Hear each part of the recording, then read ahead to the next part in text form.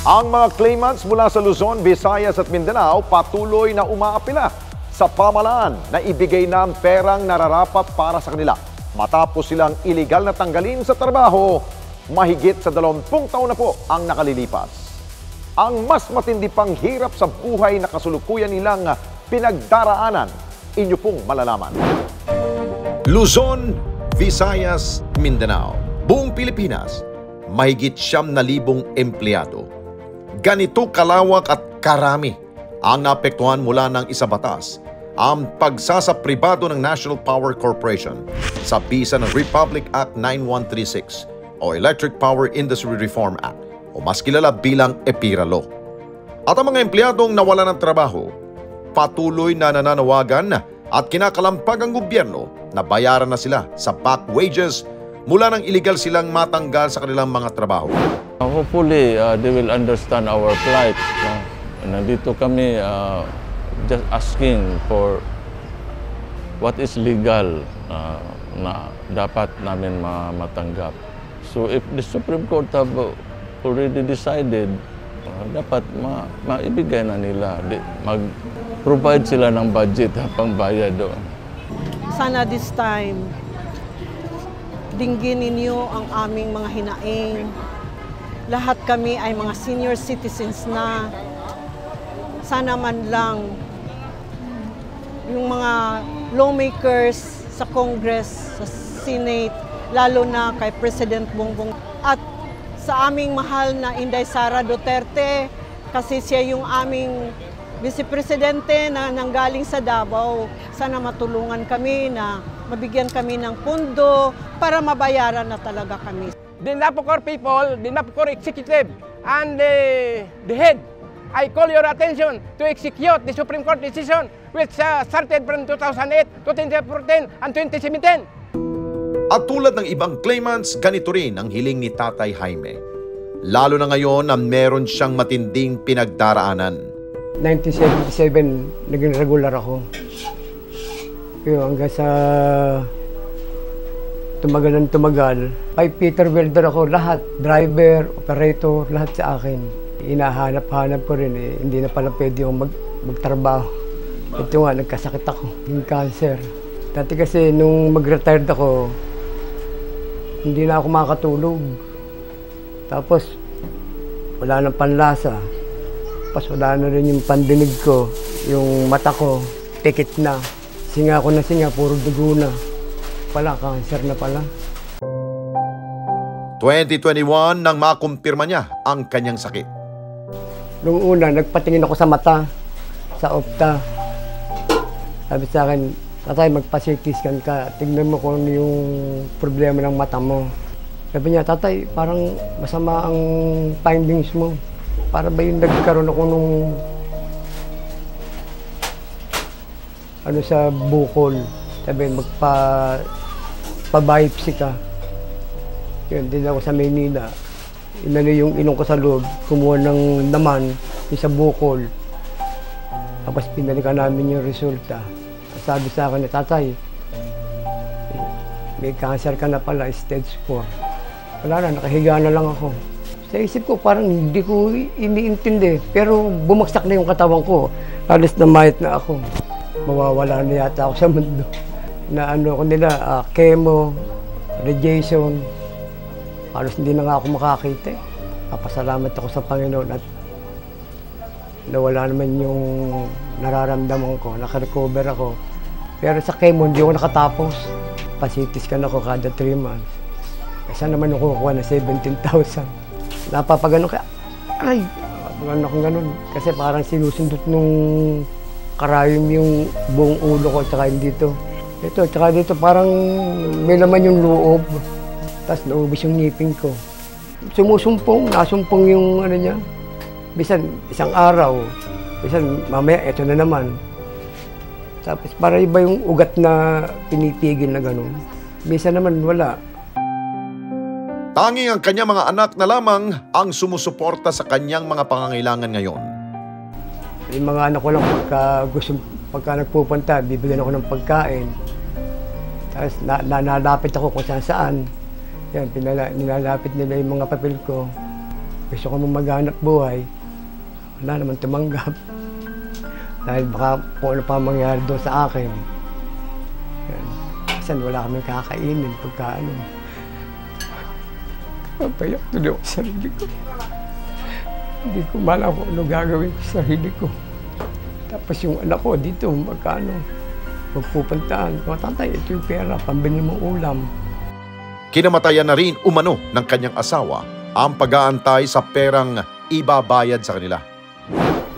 Sabi, meron doon kami makukuha sa dama kasi yung iba nakakuha na nga eh. Yung mga na hindi na-hire. Basta kinuha lang kami ng abortees. Pero malaki din daw. Eh sabi ko ako, hintayin na lang natin kung magkano darating. Nagkandamatay na lahat yung iba eh. Mga kumpare namin, wala na rin. Mga naghihintay doon sa dama. Pagka wala kang makakain, may isip mo kailan kaya ibibigay. Hanggang sa namatay tuloy. Para ipang negosyo niya raw. Eh, sabi ko, naiiwan na kami, wala na. Naiiwan ng apo ko, 13. Eh, sabi ko, pagka may awaan dyan, sabi ko ako, sana ibigay na po yung aming perang inaantay. Para makasurvive naman yung sakit ko. May tuturing naman ni Tatay Alex na dobleng dagok ang pagkakatanggal niya sa trabaho dahil na rin sa pagkakasakit ng kanyang asawa. Ang ganda ng karir ko. Ito na ngayon, pumasok yung IPIRA.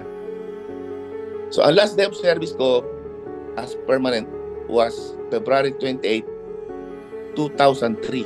So, nabayaran ako. Kumbaga sa kanila, tinerminate kami. But the following day, siyempre, wala mag-ooperate nung facility, nariyara ako. Pero as PCP uli, co-terminus. Tapos bumaba pa yung sweldo ko kasi nga sabi higher grade. So, tinanggap ko, wala, no choice eh. So ngayon, unfortunately, lumipas ang panahon, 2004 December, na-diagnose yung wife ko na may tongue cancer. Na-opera siya ng 2005 January.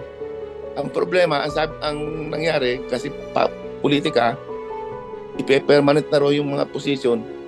Since na PCP, na may nagsabi sa akin, hindi na ako marirenew ng March 31 uli, 2005. So kinausap ko yung management, bakit? Di ako kasama, dalawa kaming tinanggal. Sabi ko, may sakit ang asawa ko, tatanggalan niyo ako ng trabaho. Napakasakit nun. Wala akong nagawa, natanggal ako, hindi ako na-renew. So last day of service ko was March 31, 2005. Ito ang nag-udyok kay Tatay Alex para makipagsapalaran sa ibang bansa. So nag-apply na ako papuntang Saudi. So kinuha ko na kahit malit na kumpanya as transmission line project manager. Okay naman ang sweldo, pero mababa pa rin.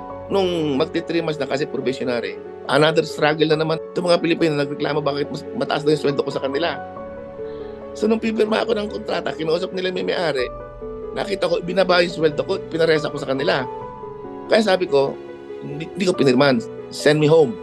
So 2005, wala na ako trabaho noong September. 2006, February, or March, nakaalis ako. Medyo maganda yung nakuha kong kumpanya, malaki. Ang problema, nung maganda yung trabaho ko, May, namatay ang wife ko, 2006. So, struggle na naman ako. Nung nagpapaalam ako, ayaw akong payagan. Kasi sabi, bago raw ako, 3 months pa lang, at gumastos sila sa akin, baka hindi na ako bumalik. Para lang ako payagan, pinahanap ako ng magagarantor. So, buti na lang, minaawang Pilipino, iniwan ko yung alahas ko, lahat ng gamit ko. Sabi ko, bro, uwi ako, wala akong dadaling gamit. Ito ng suit ko, tsaka yung mga papeles ko. Babalik ako. Nung umuwi ako, 2 weeks lang ako ng bakasyon hanggang sa Mailibig. Bumalik na ako ng Saudi, ang hirap. Kumbaga sa kwan, doble dagok kumpara doon sa mga na illegal time hindi na ba sa akin doble kasi nga nawalan akong trabaho. Pag naalala ko, masakit pa rin na ululungkot ako. At kahit nasa Canada na ngayon si Tatay Alex, nag-aantay pa rin siya sa perang dapat ibayad sa kanila ng napukor. Ang perang sana ay matagal na nilang napapakinabangan at naiuwi sa kanilang pamilya. Kaya sabi ko, sana marinig ng gobyerno. Mabayaran na kami kasi lumalaki ang interest. So sana kung ang matutuloy, sana maimbestigahan ng ating mga kagalang-galang na congressman sa Kongreso at mga kagalang-galang nating senador sa Senate na sana maimbestigahan tapos mabigyan kami ng budget appropriation para Pag nangyari yon, next year, sana maibigay. Bago ko ipikit yung aking mga mata, lahat kami senior na. 68 na ako, nagtatrabaho pa ako. Sino ba makikita mong healthy sa edad namin ganito, di ba? So, kailangan ng gamot, nangungutang na lang. Pag nakuha ko, siyempre, masaya ako. Mayroon akong makasama ko, pamilya ko. Bago ko maipikit yung mata ko, at least, mawawala man yung sama ng loob na nangyari sa akin nung nasa Napocor ako. Ako'y nagpapasalamat at meron itong ganitong klaseng interview.